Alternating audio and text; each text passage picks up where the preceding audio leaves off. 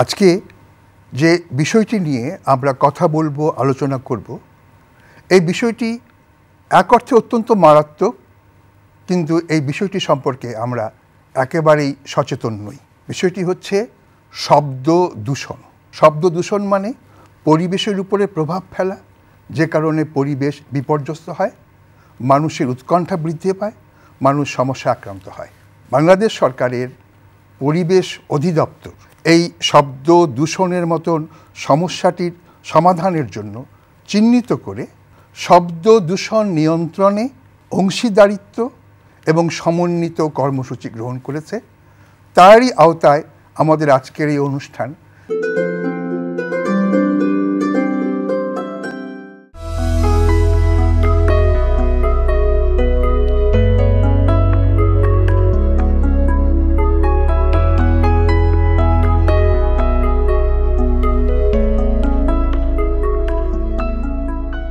সবুজের দেশ বাংলাদেশ।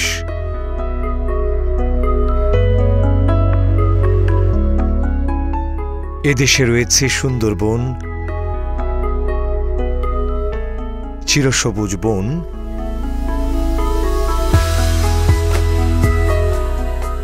পত্রঝরা বন, হাওর, বাওড় এবং বিশাল বিস্তৃত বঙ্গোপসাগর প্রতিবেশ। প্রতিটি প্রতিবেশ ব্যবস্থাই আলাদা এবং আপন বৈশিষ্ট্যে সমুজ্জ্বল। এখানে যেমন উদ্ভিদ বৈচিত্র্যতা রয়েছে, তেমনি প্রাণী বৈচিত্র্যতাও। এজন্য বাংলাদেশের জীববৈচিত্র্য বড়ই বৈচিত্র্যময়।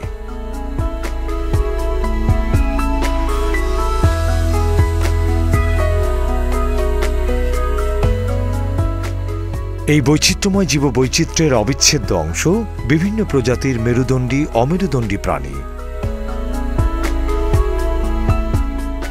বাঘ, কুমির, রাজগোখলার বিচরণে সুন্দরবন বিশ্ব ঐতিহ্যের মর্যাদা পেয়েছে।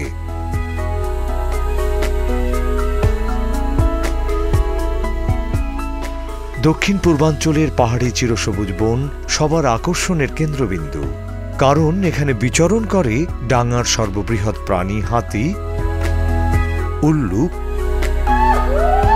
অজগর। মুখপোড়া হনুমান পত্রঝরা বনের অন্যতম প্রাণী।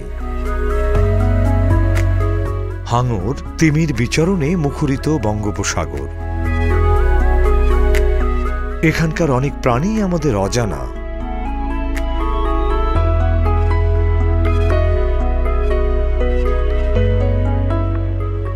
এছাড়া বাংলাদেশের আনাচে কানাচে জানা অজানা আরও বিভিন্ন প্রজাতির প্রাণীর বিচরণ রয়েছে।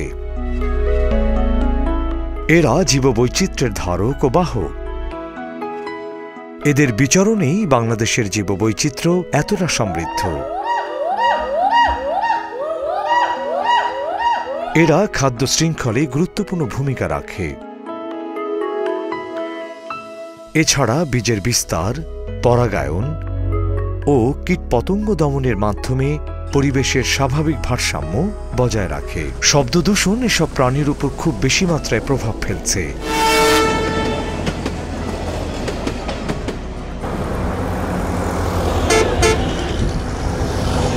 দিন দিন আমাদের দেশে শব্দদূষণ বাড়ছে, আর ক্ষতির পরিমাণও বাড়ছে।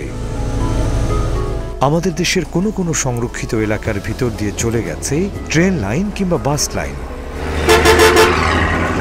নির্দিষ্ট রুট না মেনে সুন্দরবনে প্রতিনিয়ত জলযান চলছে। এসব রুটে যানবাহনগুলো প্রতিনিয়তই চলাচল করে, আর প্রতিনিয়তই উৎপন্ন হয় শব্দ।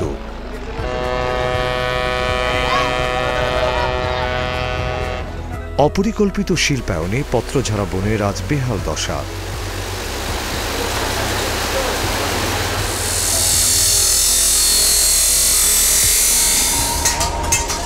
শব্দ উৎপন্নের পরিমাণ শিল্প কারখানাতেও কম নয়। আমাদের মাঝে পরিবেশ শিক্ষারও যথেষ্ট অভাব রয়েছে। ভ্রমণের সময় আমরা প্রায়ই হৈ হুল্লোড় ও গান বাজনায় মেতে উঠি। এসব নানাবিধ কার্যক্রমে বেশিরভাগ সময় উৎপাদিত শব্দ শ্রবণ সীমা অতিক্রম করে, যা প্রাণীর স্বাভাবিক জীবনে মারাত্মক প্রভাব ফেলে। খাদ্যান্বেষণ ব্যাহত হয়, বংশবৃদ্ধি কমে যায়, কোনো কোনো প্রাণী তাদের নিজস্ব আবাসস্থল ত্যাগ করে অন্যত্র চলে যায়। ফলে ওই অঞ্চলের অন্যান্য প্রাণী কিংবা উদ্ভিদ ক্ষতিগ্রস্ত হয়ে সেখানকার সামগ্রিক জীববৈচিত্র্য ভারসাম্যহীন হয়ে পড়ে। কিন্তু জীববৈচিত্র্যের উপর আমাদের জীবন ও অর্থনীতি উভয়ই নির্ভরশীল। এজন্য শব্দ দূষণ নিয়ন্ত্রণের মাধ্যমে জীববৈচিত্র্য রক্ষায় সবাইকে এগিয়ে আসতে হবে। সংরক্ষিত এলাকার ভেতরে ট্রেন লাইন, বাস লাইন বন্ধ করতে হবে, কিংবা সংরক্ষিত এলাকার বাইরে নির্দিষ্ট দূরত্বে নিতে হবে। সুন্দরবনের ভেতরে চলমান জলযানগুলোকে নির্দিষ্ট রুট মেনে চলতে হবে।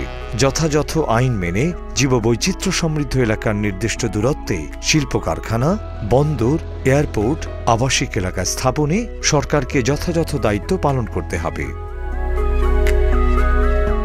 সর্বোপরি পরিবেশ শিক্ষা গ্রহণের মাধ্যমে শব্দ দূষণের ক্ষতিকর দিক কমানো সম্ভব। এতে জীববৈচিত্র্যের ভারসাম্য বজায় রাখা সম্ভব হবে। সুন্দর পৃথিবীতে সুস্থ জীবন গড়তে পারব।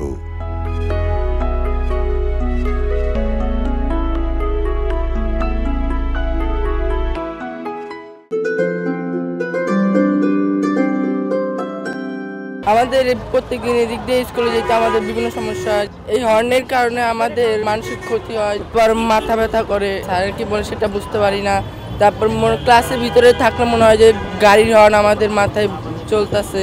বিভিন্ন ধরনের পলিউশন আছে, আমরা যেমন air pollution, green house effect বা এসব নিয়ে আমরা সবাই খুবই চিন্তিত। আমরা এখন ভাবি যে আমরা যে অ্যারোসল দিব বা যে কোনো স্প্রে করব আমাদের এনভায়রনমেন্টটা যাতে নষ্ট না হয়ে যায়। পানি খাওয়ার সময় ক্লিন ওয়াটার খাওয়ার চেষ্টা করি। আমাদের সবার মধ্যেই কিন্তু এই বিষয় নিয়ে অ্যাওয়ারনেস তৈরি হয়েছে এত বছর ধরে। তো অদ্ভুত একটা ব্যাপারে আমাদের জীবনে অ্যাওয়ারনেস তৈরি হয়নি, সেটা হচ্ছে সাউন্ড পলিউশন।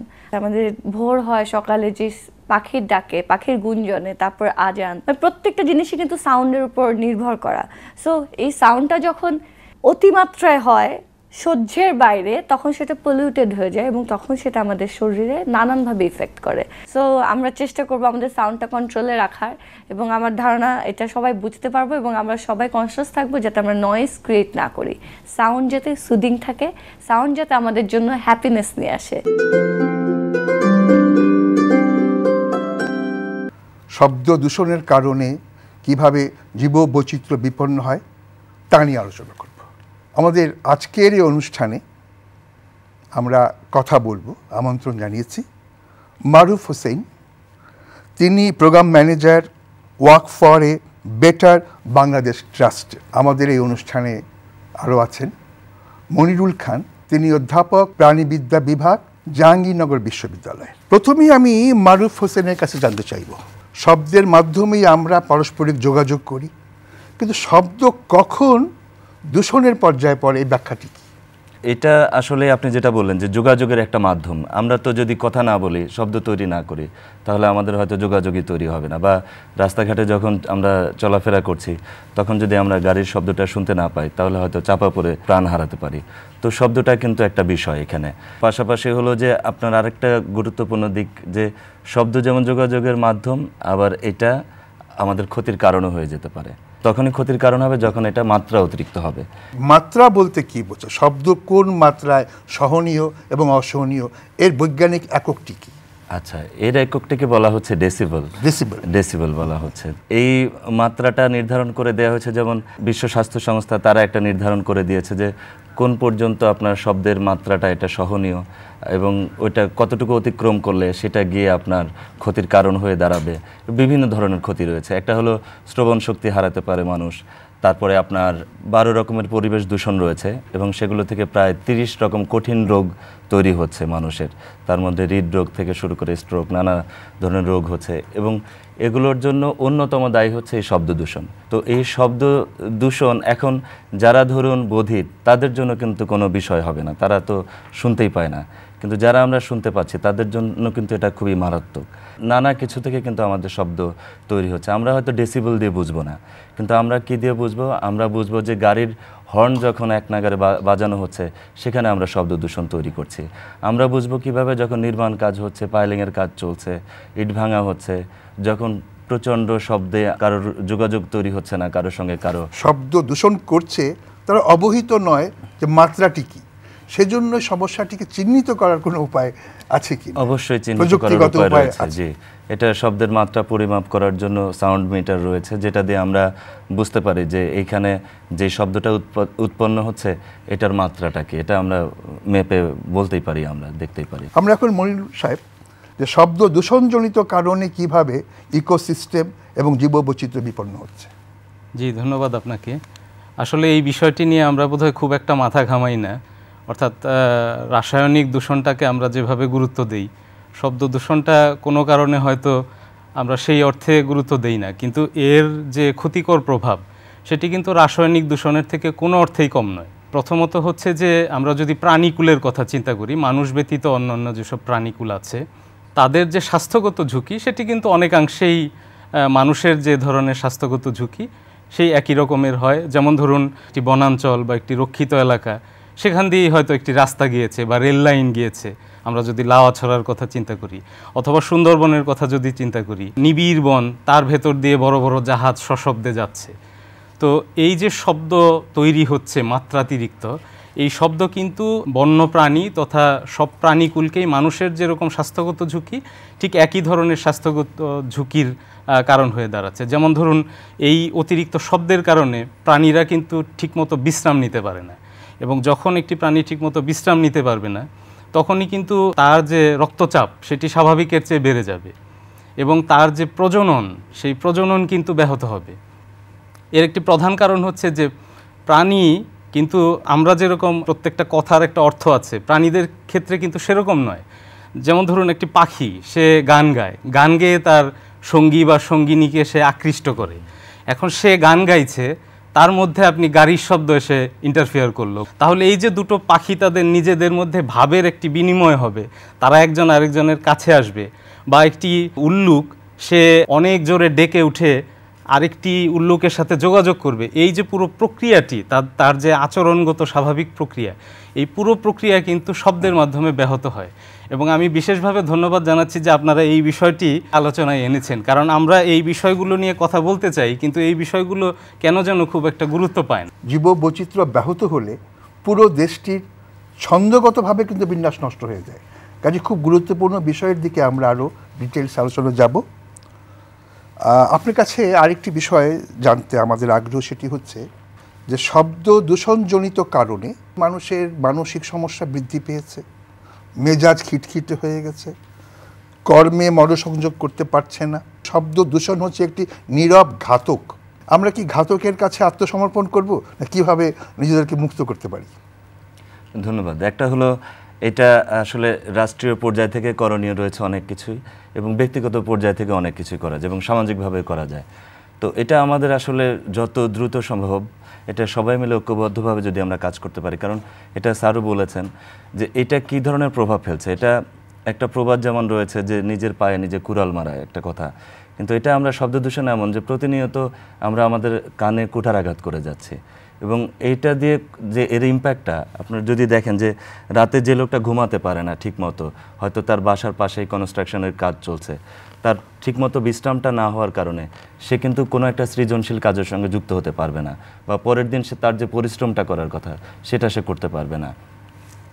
এরপরে আপনি ধরুন যারা অসুস্থ রয়েছে, তাদের যে সুস্থ হওয়ার জন্য যে পরিবেশটা দরকার সেই পরিবেশটি নেই, এবং শিশু যারা হলো যে পড়ালেখা করবে সেই পড়ালেখাটাও আপনার বিঘ্নিত হচ্ছে। এই জায়গাটায় আমাদের বিধিমালা যেমন রয়েছে, পাশাপাশি আমাদের নিজেদের জায়গা থেকে অনেক কিছু করণীয় রয়েছে, এবং এটা না বোঝার কারণেই হয়তো আমরা অনেক কিছু করে থাকি। আমাদের বাসা বাড়িতে করে থাকি, অফিস আদালতে করে থাকি, রাস্তায় আমরা সেই ধরনের আচরণ করে থাকি। এগুলোর পরিবর্তন দরকার। মানে এটা স্পষ্টভাবে বোঝা যাচ্ছে যে শব্দ দূষণ সম্পর্কে আমরা সচেতন মোটেই নই, যে কারণে আমরা এইরকম বিপর্যস্ত অবস্থায় পড়ে যাচ্ছি। আমাদের দেশের প্রকৃতিকে অক্ষুণ্ণ রাখা, প্রকৃতির যে একটা ছন্দ আছে, সমস্ত পৃথিবী জুড়ে কিন্তু উৎকণ্ঠা বিরাজ করছে যে বিনাশ হয়ে যাচ্ছে প্রকৃতি, এবং যার ফলে মানুষের সভ্যতা পর্যন্ত বিপন্ন হয়ে পড়ছে। সেই প্রেক্ষাপটে কিন্তু পরবর্তীকালে নদীর বর্জ্যের মতন শব্দ দূষণ, এই পরিবেশের দূষণ সব কিছু একটা আমাদেরকে প্রমাণ করবে যে আমরা একটা সভ্যতাকে বিপন্ন করে তুলছি।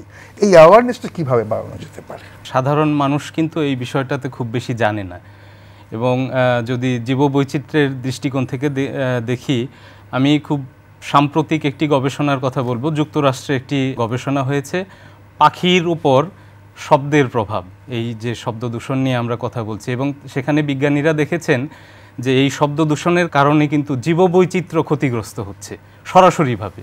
তারা দেখিয়েছেন যে এই শব্দ দূষণের কারণে পাখিদের মধ্যে, বিশেষত বড় পাখি যারা, তারা কিন্তু তুলনামূলকভাবে কম শব্দ করে। আপনি যদি একটু খেয়াল করে দেখেন, ছোট এবং মাঝারি পাখি তারা কিন্তু খুব জোরে ডাকে, কিন্তু আপনি যদি একটি চিলের কথা ভাবেন বা একটা শকুনের কথা, তারা কিন্তু যেটি বলে ইনফ্রাসাউন্ড, অর্থাৎ আমরা স্বাভাবিকভাবে অনেক ক্ষেত্রে কানে শুনিও না, খুবই স্বল্প মাত্রার শব্দে তারা একজন আরেকজনের সাথে যোগাযোগ করে, এবং যখনই এই শব্দ দূষণ হয় তারা ওই এলাকা ছেড়ে পালিয়ে যায়। শুধু তাই নয়, কারো কারো ক্ষেত্রে প্রজনন বিঘ্নিত হয় এবং তারা নির্বংশ হয়ে যায়। এবং যখন এই পাখিগুলো ওই এলাকা ছেড়ে চলে যায়, তখন ওই জায়গার যে উদ্ভিদকুল, সেই উদ্ভিদকুলও ক্ষতিগ্রস্ত হয়। কিভাবে সেটি হয়? তাদের যে পরাগায়ন, সেই পরাগায়ন হয় হচ্ছে ওই পাখিদের মাধ্যমে, আবার কারো কারো বীজের বিস্তার হয় ওই পাখিদের মাধ্যমে। বিজ্ঞানীরা দেখেছেন যে যখন ওই পাখিগুলো ওই এলাকা ছেড়ে পালিয়ে যাচ্ছে, তখন সর্বোপরি ওই এলাকায় একটি বিপর্যয় নেমে আসছে, পাখিগুলো কমে যাচ্ছে, এবং সেই সাথে ওই পাখিদের মাধ্যমে যে উদ্ভিদকুলের প্রজনন এবং বীজের বিস্তার হতো, সেটিও কিন্তু তখন বাধাগ্রস্ত হচ্ছে। আমরা 20 থেকে 20,000 হার্টজ শব্দ শুনতে পারি, কিন্তু অনেক প্রাণী আছে যারা ইনফ্রাসাউন্ড, অর্থাৎ 20 হার্টজের নিচে যে শব্দগুলো হয়, সেই শব্দের মাধ্যমে তারা যোগাযোগ করে। যেমন ধরুন বাদুর কিন্তু সে এক ধরনের শব্দ করে পোকাকে, সে পোকার অবস্থান শনাক্ত করে এবং সে উড়ন্ত অবস্থায় গিয়ে ওই পোকাটাকে ধরে। এই শব্দগুলো কিন্তু আমরা স্বাভাবিকভাবে কানে শুনতেও পারি না। ঠিক একইভাবে পানির নিচে যে ডলফিন থাকে, তিমি থাকে, তারাও কিন্তু এক ধরনের শব্দ নির্গত করে তার শিকারকে সে চিহ্নিত করে, সে তার খাবারটাকে সংগ্রহ করে। তো যখনই কোনো জাহাজ অতিরিক্ত শব্দ তৈরি করে বা অন্য কোনো উৎস থেকে শব্দ দূষণ হয়, তখন কিন্তু তার এই যে স্বাভাবিক খাবার ধরার বা শিকার ধরার প্রক্রিয়া, এই প্রক্রিয়াটি কিন্তু বাধাগ্রস্ত হয়। সর্বোপরি যে এই শব্দ দূষণের কারণে আমাদের পরিবেশ প্রকৃতিতে যে এক ধরনের ভারসাম্য বিরাজ করে, সেই ভারসাম্যে কিন্তু একটা বড় ধরনের আঘাত আসে। এই আলোচনা থেকে অবশ্যই বুঝতে পারছি শব্দ দূষণ কীভাবে আমাকে, আপনাকে, সকলকে ক্ষতিগ্রস্ত করছে, প্রকৃতিকে বিপন্ন করছে। আমরা এর থেকে মুক্তির জন্য চেষ্টা করব, এবং আমাদের মূল উদ্দেশ্য হবে এ সম্পর্কে নিবিড়ভাবে অনুধাবন করা, বুঝতে চাওয়া, যা ক্ষতিকারক, যা ঘাতক, তাকে অঙ্গুলি নির্দেশ করে তার অপসারণ করা। চলুন জেনে নেই। শব্দদূষণ সকল ধরনের প্রাণীর নার্ভাস সিস্টেমকে ক্ষতিগ্রস্ত করে। অতিমাত্রায় শব্দ দূষণের কারণে বন্য প্রাণীরা স্মৃতিশক্তি হারিয়ে বিপজ্জনক হয়ে উঠতে পারে। উচ্চমাত্রার শব্দ দূষণের কারণে পরিযায়ী পাখিরা পরিযায়নের সময় পথ হারিয়ে তারা তাদের নির্দিষ্ট গন্তব্যস্থলে পৌঁছতে পারে না। সাগরতলের জীববৈচিত্র্য বিলুপ্ত হওয়ার একটি বড় কারণ শব্দ দূষণ। আমাদের এবারের বিষয়টি হচ্ছে কুইজ। গত পর্বের কুইজটি ছিল শব্দ দূষণের কারণে মানবদেহে কি ধরনের রোগের সৃষ্টি হয়। সঠিক উত্তরটি হল এ, উচ্চ রক্তচাপ, মাথা ব্যথা, অনিদ্রা। অনেকেই সঠিক উত্তর দিতে পেরেছেন, তবে লটারির মাধ্যমে নির্বাচিত সঠিক উত্তরদাতা হচ্ছেন Rathikanta Sanyal, manager, Techno Drug Limited, Narsingdi. অভিনন্দন আপনাকে। আই এক্সপ্রেসের মাধ্যমে আপনার ঠিকানায় পৌঁছে যাবে আকর্ষণীয় পুরস্কার। এখন জানিয়ে দিচ্ছি আজকের কুইজ। আমাদের আজকের কুইজ, সুন্দরবনে শব্দ দূষণের জন্য কোনটি দায়ী? এ, শিল্প কারখানা, বি, জলযান। সঠিক উত্তর জানিয়ে আগামীকাল রাত 12টার মধ্যে আমাদের SMS করুন। উত্তর পাঠাতে আপনার মোবাইলের মেসেজ অপশনে গিয়ে টাইপ করুন NPQ স্পেস A অথবা B স্পেস আপনার নাম, ঠিকানা ও পেশা, এবং যে কোনো মোবাইল থেকে পাঠিয়ে দিন 6969 এই নম্বরে। সাম্প্রতিককালে গবেষণায় প্রমাণিত হয়েছে শব্দ দূষণ একটি ভয়াবহ, মারাত্মক সামাজিক, মানসিক, প্রাকৃতিক সমস্যার সৃষ্টি করেছে। এই নীরব ঘাতকটি প্রতিনিয়ত প্রতি মুহূর্তে বিপন্ন করে তুলছে আমাদের চিন্তা চেতনার জগৎকে, কাঙ্ক্ষিত পৃথিবীকে এবং সবুজ প্রকৃতিকে বিপন্ন করছে। কাজেই আমাদেরকে এর প্রতিহত করতে হবে। প্রয়োজন হচ্ছে সচেতনতা, প্রয়োজন হচ্ছে অনুধাবন করা যা শত্রু, যা আমাদেরকে বিপন্ন করে, তাকে অঙ্গুলি নির্দেশ করে প্রতিহত করার জন্য আইনের আওতায় আনা, ব্যক্তিগত উদ্যোগ এবং প্রযুক্তিগত ব্যবস্থা গ্রহণ করা। আমাদেরকে বোধহয় সচেতন হওয়ার জন্য এটাই উৎকৃষ্ট সময়।